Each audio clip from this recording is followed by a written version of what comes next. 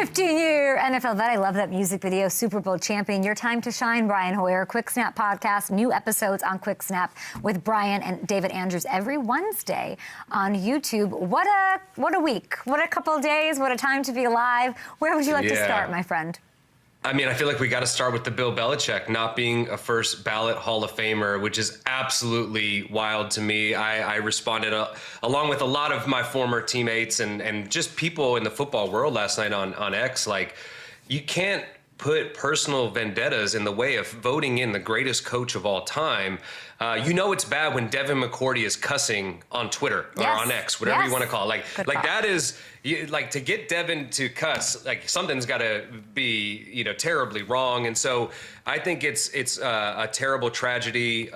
If he's not a first ballot Hall of Famer, who really is? So I think people are, look, the internet is a crazy world. Like, I saw a document, people are going through the voters and asking, did they vote for Bill or not? Like, people are going to be outed because of this. But do you think they will be, or is it? I mean, if you say I'm not going to divulge what I voted, I'm just going to assume that you didn't vote him in. But don't you think somebody who voted against him is like, I voted for him, like Bill Polian, like he's saying. Yeah, well, then I guess we're all going to find out that he should be a first ballot Hall of Famer if they don't tell the truth. So it's just, to me, down the hall. It just like waters down the entire experience for me. And this is like, you know, obviously we saw it's media people, right? So then it becomes like, how great were you to the media? Like, do I have to glad hand everyone? Like with Tio, it's like your greatness on the field was undeniable to wait because you like wouldn't like you weren't like easy to deal with, or like whatever indictment you have of him. Like Bill Belichick like wasn't like asking you about your kid's like ballet recital in the 2000s, like, so you're pissed. It just seems a little, I mean, but everything is subjective. I don't know how to fix it. I mean, I don't think they should take it personally. I like, it's not like we were treated, you know, greatly by, Bill cut me 3 times, basically told me to retire.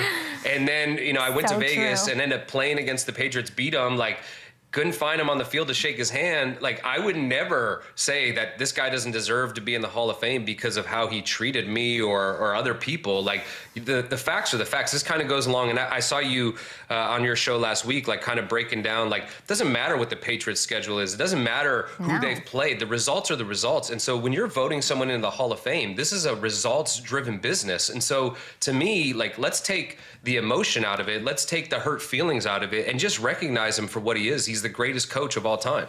Kraft isn't in.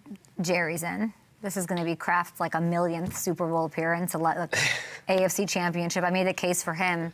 And I imagine like it does have to do with like what Bill Polian, you know, the Spygate, the Deflategate, all of that. Well, that, I mean, you're rolling your eyes. I don't know. I guess like that would be that's almost, I don't know. Like, and is Tom going to have to wait because of this now?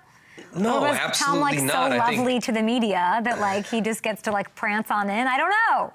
I know. It's like, you know, to take one stance for one guy and another stance for another guy. Like, that's not what it should be about. It should be about the facts. It should be about the record. It should be about the Super Bowl wins. I mean, we're so hell-bent when it comes to players. He was a great quarterback, but he only had 1 Super Bowl. Should he get voted in? All right, Dan Marino didn't win a Super Bowl. Like, no, those are some of the greatest people in our sport. And I shared this story this morning with someone. One of the greatest moments in my career was in 2019. We were flying to go practice at the Detroit Lions for a training camp practice, and we stopped in Canton and visited the Hall of Fame as a team, and it was one of the most unique experiences. And as I walked through these halls, I looked to one side and there's Tom Brady, look to the other side, there's Bill Belichick, and like, we're walking the halls of the Hall of Fame with 2 of the greatest ever in our sport, and the admiration that he has for that place and for the history of the game. This is, to me, is just, it's a snub that, you know, really should have never even gotten to this point. Yeah, they're gonna have to figure it out. There's, you know, I was gonna do it like in my, what I call the A block, like open. Yeah. There's just nothing. What's like the take to have? It's like you just now eloquently saying the only reason, like if you were any sort of person with a rational, any kind of mind, like, this is a scourge. This is like such an FU to the way I even look at Canton and all of that. Maybe it should be public, or I don't know. What do we do? Like publicly stoned on Twitter? I don't know. I'd like to. You know, I don't know what the answer to this is. certainly not great. It's just disappointing. I mean, it's disappointing for the Hall of Fame. It's disappointing for the sport. Yeah. As much as you may not like him, the results can't be argued. Fair. Let's get to the Super Bowl, which we're also excited about. Yeah. Drake criticized. Also, speaking of like the internet of scorning, Brian, he doesn't put up by popping numbers. You know, you're not allowed to have a strong defense and still be considered a great quarterback. That's the conclusion that I've come to. How do you view the perception that Drake has been carried to the Super Bowl? I mean, I view it the way you put it last week. You talked about no quarterback has ever made it to the Super Bowl going through top five defenses. And so, yeah, the numbers haven't been what they were in the regular season, but they found ways to win the game. I mean, that throw in those conditions on the flea flicker last week, like what a call by Josh to have the fortitude to call that in that. And for Drake to execute it. And look at these throws against Houston. I actually watched the coach's tape against Houston. I thought he played really well. The interception was a Hail Mary at halftime attempt. And then the fumble that I only had a problem with was when, Mondre went the wrong way. There was a miscommunication. He follows him in the hole and he just doesn't secure the football as he's going down. So I thought he's hung in there. He's had to do what he has to win. And I look back to 2017, 2018 Super Bowls. Okay. Tom Brady has probably the greatest quarterback performance in his Super Bowl history against the Eagles, and we lose. And the next year, it's tough as hell, and we win 13-3, and we won the Super. Like, there's no asterisks next to that. Like, those are the results, and so you have to just go off of what the results tell you. I wanted to ask you, because he has been sacked a bunch, Drake. Yep. Lately, and you're the perfect person to ask. It's 15 times over the last 3. This is another good defense to add to that list, right? It's a top 5 defense, their 4th straight. Is there something I'm watching and I'm like, is there something you can do to adjust, to cut down on that negative stuff? Yeah, I think, first and foremost, Drake, he's a big, strong guy. So I think he feels confident trying to hang in there sometimes. And also he gets a little deep in his drops. He's got to help out, especially that left side. Rookie Will Campbell and Jared Wilson. Like, you got to just try to figure out a way. And I thought he did a good job last week of there were some long runs that he broke down and was able to make plays with his legs. So it's a combination of those things. I thought it was funny you were talking about Josh before. We had him on the Quick Snap podcast during the Patriots bye week, and we asked him, we kind of ask a lot of people, like, what's your favorite moment in Patriots history that you were a part of? And funny enough, he picked that Seattle Super Bowl. He just said, like, it was 2 heavyweights going against each other, slugging it out. So I find it pretty fitting that this will be on his 3rd stint in the first year back, that he's going to have a rematch against the Seahawks in this vaunted defense. And I remember him just talking about that Super Bowl when I'd be in meetings, and he talked about we had such a great plan because they were such a good defense. We knew we couldn't hold on the football. We had to be so precise. Tom was great at getting the ball out quickly. And I think he's got to emphasize that for 2 weeks to Drake Maye and say, look, this is the last one. You got to make sure that you protect the football. We don't want to give it back over to them. Let's make this a close game, end every drive with a kick, and just make sure, when I call a quick drop back pass, that's what's going to happen. If it's not there, throw it in the dirt. You talked about it before. Tom was better than anybody of protecting the football and throwing it away when it wasn't there. There's been some buzz about, I don't like this. Shoulder. I know. Well, there's going to be an injury report today. I don't know. I mean, I watched the film and I'm like, where could he have hurt the shoulder? He looked pretty good, stiff arm in that guy. 30 weeks of throwing, maybe? I don't know. Hey, that's part of the job. But at the end of the game, he calls his own number. He keeps it for a first down. His stiff arm looked pretty strong. So, shoulders are an interesting thing, especially when you're a thrower. He said it yesterday. He's got 2 weeks of rest. Hopefully he's getting that proper treatment. Maybe we even get him on that TB12 treatment. I know a few guys that are still up here doing that type of work. So I think he's going to be good. We'll see that first injury report.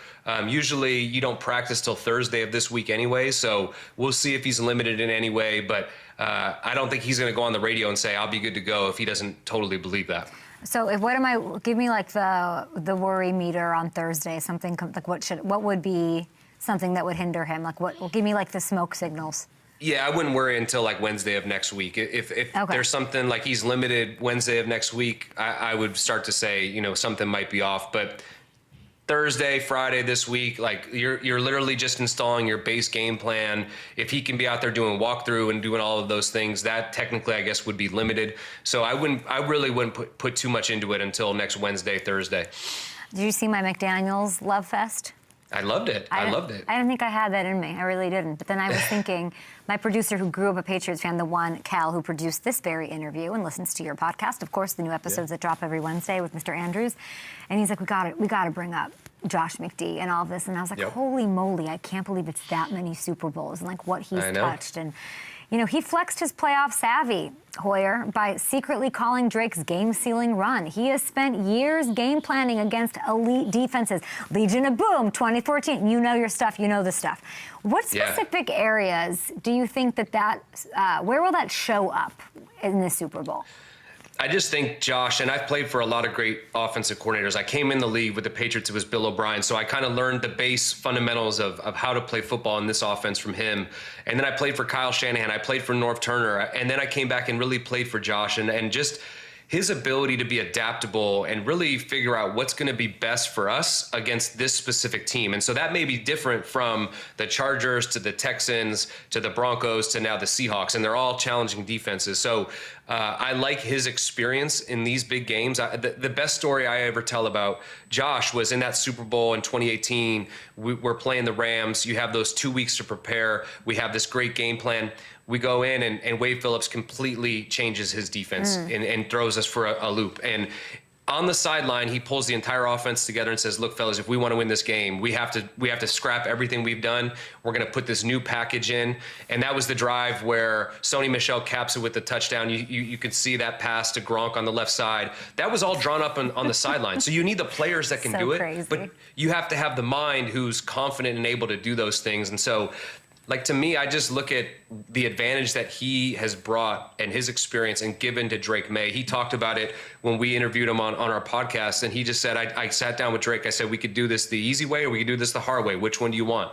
And Drake embraced it. He said, I want the hard way. I want everything. I want to climb that mountain. And he's been able to do it. And that's what's been so impressive to me. Like, I watched this 23-year-old kid have the season that he had, and I know what he's responsible for out on that field. It's unlike any other system in the NFL. He's in control of everything. And having Josh along his way, there was a moment, I think it was early in this year, they beat Carolina, and they had him mic'd up, and Drake said, like, great job, Josh. And Josh said, we're just getting started. Is that right? And I kind of got chills thinking about that. You know what I mean? They were on it, and they believed it before anybody else did. His 9th Super Bowl appearance, finalist for 2025 AP Assistant Coach of the Year. You guys were together 4 seasons in New England. If he wins this one, and this is what I contended to start my show, but I'd like, maybe you can give me where you would put, where would you put him as far as all-time offensive minds? Don't label the coordinator, coach, but all-time offensive minds. Where does he lie if he wins this one? I mean, you got to put him up there with Bill Walsh. I think he's so innovative. And, you know, people, this will start a whole firestorm. Well, he had Tom Brady. I think people have to realize, you know, Tom and this offense, it's gone from Charlie Weiss to Josh to Bill O'Brien back to Josh. This was a collaborative effort. And because of Tom's ability and the players that were there, it was able to keep growing and have this adaptability. And now here it is, and Josh is doing it with a whole new group. This is a totally different style of player than Tom was. Like, look at the touchdown against Denver. It's a design quarterback draw. Like, we weren't calling that with Tom, okay? So, and I was even there the year where we had Cam and the way he adapted his scheme for that. And you can't argue with success. I think this goes back to the Belichick argument. Like, there's been a lot of great offensive minds, but none have produced the results the way that Josh McDaniels have. On the other side, Sam Darnold, great story. Impossible to not root for. Truly the easiest person maybe to root for on the entire, like, on the field that day and throughout the playoffs. We've seen so many great quarterback comeback situations. What should Sam's turnaround teach me, media, front offices, scouts about evaluating young, promising quarterbacks who don't maybe live up to expectations right away? Yeah, I think my buddy Kevin O'Connell put it best. Like, organizations fail young quarterbacks before young quarterbacks fail organizations. And that's clearly the story here with Sam Darnold and going to New York and the expectations and not a good team around him, not good coaching, all of those things. And for me, as a guy who was considered a journeyman, like, I love seeing the Sam Darnolds of the world. You know, Daniel Jones before he got injured, Baker, my boy Mac Jones, who's watching this right now. I told him I was coming on your show. We used to talk about your show all the time. Woo-hoo! And, you know, to see him, you know, go out and regain his career playing under Kyle, like, I love this. And I think the one thing that I always look at, having played the position, you need to be good at what you do, but you have to be surrounded by the right people. It's just it's too hard of a position to do unless you have the people that believe in you, that are gonna buy into you and support you. You're gonna have the coaches who coach you the right way, and the players that are gonna make the plays with you. I mean, I saw you talking before about JSN. Like, this guy is incredible. And my fellow Spartan dog, K9, Kenneth Walker, like, having those guys around Sam, he didn't have that in New York. He didn't have that in Carolina. You know what I mean? And I think people probably glance over this, but what did that year in San Francisco do for him, where the pressure was taken off 100%. His plate? He was around Clint Kubiak. He was around Kyle Shanahan. And then he goes to Minnesota. He has a lot of talented guys, and he plays really well. I mean, if I'm Minnesota right now, like, how are you feeling about letting this guy just walk out the door? And I get it. You drafted J.J. McCarthy high, but you got to be sitting there being like, man, what did we do? Yeah, that's a tough one for KOC and company to swallow, I'm sure. Darnold's the first quarterback from that 2018 draft class. I think we have the rest of them here. He's the first one to start in a Super Bowl. Love that. If you were to pick another one, the next guy from this class to make a Super Bowl, who is that? Look, I've always been a big fan of Josh Allen, and I'm not so sure about this Joe Brady hire, but to me, that signifies that we want to do everything to make Josh Allen happy, and we know Josh loves Joe Brady, and so I've always said I think he's probably the most talented player to ever play this position. When you take in size, speed, strength, arm strength, all of those things, and it's just been rough on him in these playoff runs, and this was a high pressure year because the Chiefs weren't standing in his way. But I think I have to go with him just based on who he is. He's got some pieces in place. I think they need to add, like I just said, they need to add some more talent around him. But I would have to go with Josh. Why aren't you sure about Joe? Look, I mean, you basically, the owner gets up there and has this terrible press conference and talks about the vibe in the locker room after the game and we need to change it. And then you're hiring a guy from within that system. Like, he was a part of that. So I don't doubt him in his ability to call plays, but he was a part of that system and culture that was there in place. Now, look, he may take over and the guys may play harder for him. I don't know what it's going to be, but I thought, like, after I watched that NFC Championship game, I was like, man, you got to pair Clint Kubiak up with Josh Allen. So it should have been Clint, yeah. That'd be sexy.